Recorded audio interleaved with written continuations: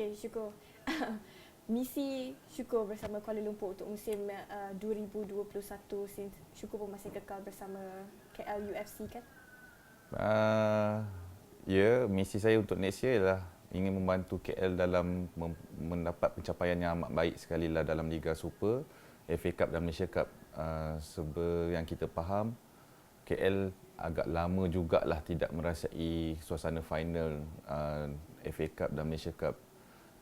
Target saya untuk tahun depan dengan kehadiran Safiz Ali, dengan kehadiran Adil Nazman dan segelintir pemain baru, saya rasa dapat memperkuatkan lagi lah pasukan Kuala Lumpur.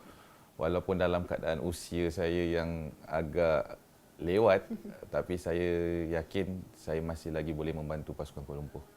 Okey, kita tengok pasukan Kuala Lumpur untuk musim depan memang totally perubahan dia banyak kan, dengan CEO bekas pemain Kuala Lumpur, Indra, Syukur dan Safiz Ali. Mungkin antara tiga kombinasi pemain yang berpengalaman ni, mungkin Syukur tengok macam mana kelebihan yang ada pada KL UFC. Sebenarnya pemain-pemain lama ni kita tidak boleh menganggap mereka pemain yang tua, tapi sebenarnya mereka ni adalah pemain yang boleh membantu atau membimbing pemain-pemain generasi baru ni untuk mencapai tahap seperti mana mereka berasal. Contohnya Safiz Ali pernah memain Liga Indonesia, Indra Putra dengan rekod penjaring terbanyak dalam liga kita, dan saya mungkin pemain yang senior kan. Dan saya ingat untungnya pemain-pemain yang berada di Kuala Lumpur ni jangan seganlah untuk menimba ilmu dengan pemain-pemain yang lebih usia ni. Walaupun mungkin kederat kami tidaklah sebaik pemain-pemain muda, tapi saya rasa daripada segi experience dan pengalaman yang ada di tengah padang itulah sebenarnya boleh membantu pemain-pemain sekarang ni. Okey, macam sebelum ni Indra ada cakap dengan saya lah, di mana KL UFC bakal menjadi pasukan yang sukar untuk dicabar pada musim depan dengan ada tiga kombinasi pemain yang berpengalaman ni. Pendapat abang juga macam mana? Saya rasa benda itu tidak mustahil apa yang Indra Putra katakan, dan apa yang saya lihat juga material daripada segi pemain-pemain lokal tu ada. Cuma kita ingin menunggu material foreigners kan. Kalau dapat foreigners yang boleh membantu pasukan dan membimbing pemain-pemain lokal ni, saya rasa tidak mustahil apa yang dikatakan oleh Indra. Kita boleh pergi jauh lah dalam Liga Super dan piala-piala pada tahun hadapan. Syukur, mungkin boleh kongsikan sikit tak inspirasi bermain pada tahap usia yang sekarang ni, dan 2021 pun masih kekal bermain? Sebenarnya tak ada rahsia sebenarnya. Sebenarnya bagi saya, kita sebenarnya macam saya dahagakan kemenangan kan.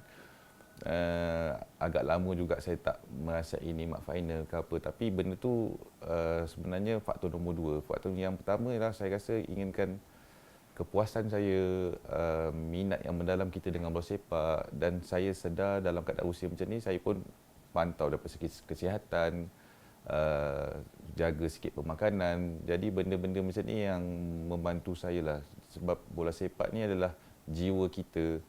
Daripada kecil saya beraksi. Jadi nak istilah retire tu nanti saya akan umumkan jugalah dalam satu hari nanti.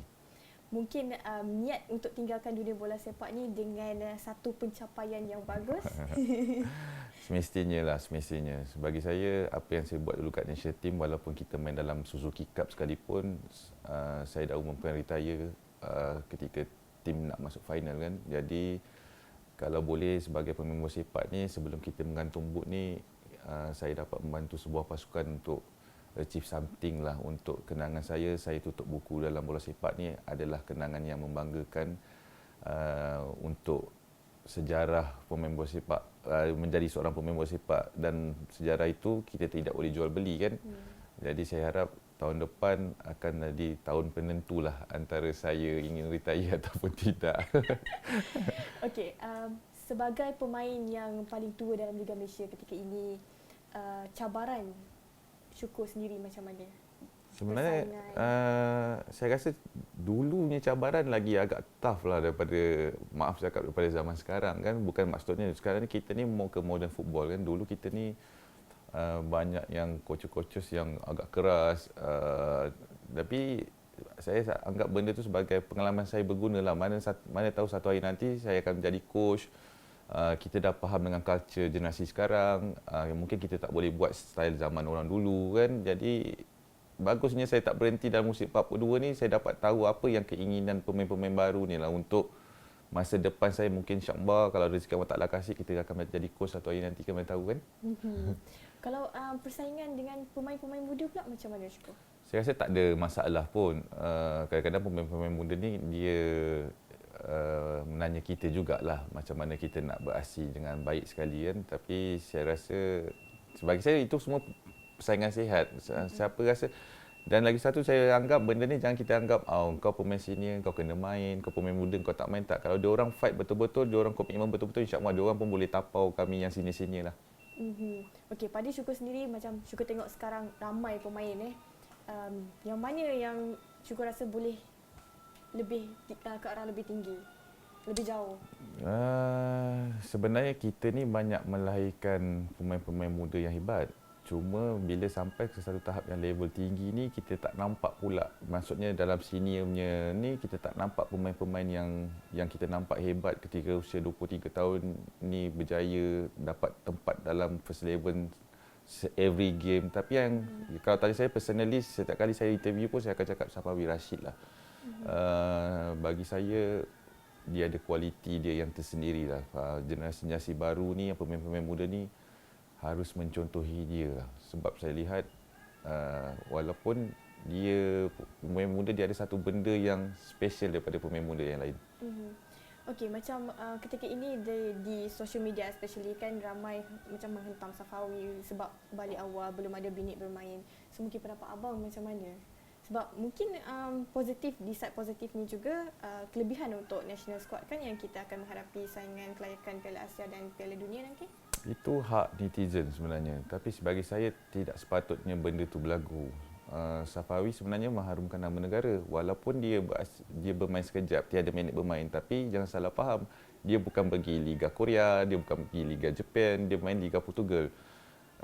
Patut kita sebagai netizen, kita harus rasa bangga ada pemain yang pergi keluar walaupun tak dapat minit bermain yang seminit sekalipun, tapi dia dapat training di satu kelab yang lebih profesional daripada liga kita.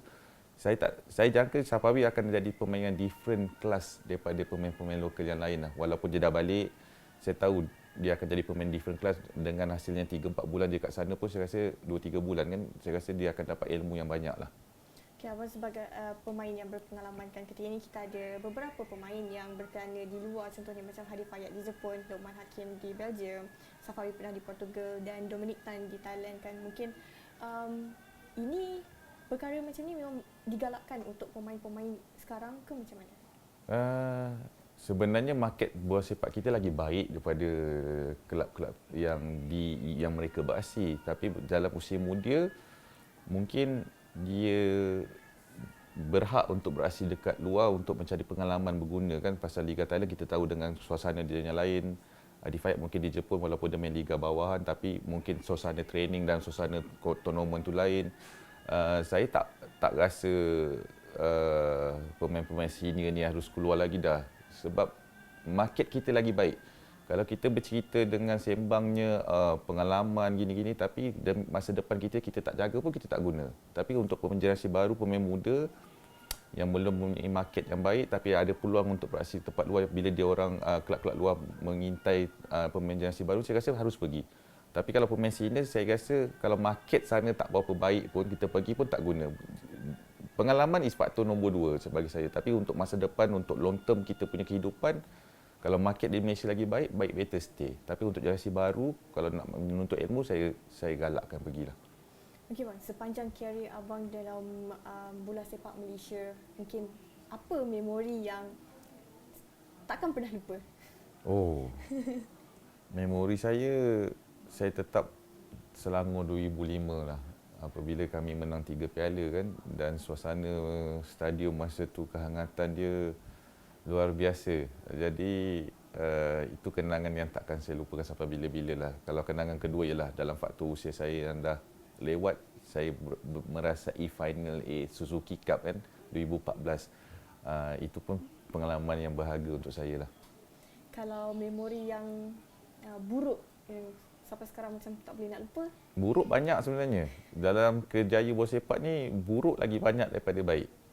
Tapi yang kalau tanya yang betul-betul buruk, saya rasa ketika saya beraksi untuk national team Asia Cup lah.